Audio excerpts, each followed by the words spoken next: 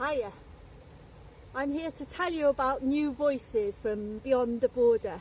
I'm mentoring Kestrel Morton, who lives west of here.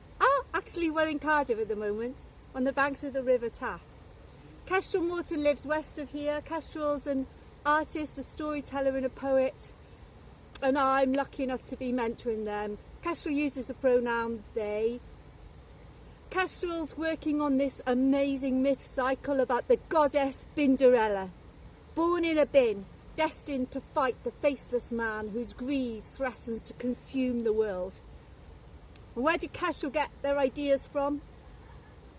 From their creative imagination, and Kestrel wants to share the ideas with us and wants to create a workshop, and that's where I come in, because we're talking about how to make a safe workshop, how to lead people on a journey to release their creativity and bring them home safe again.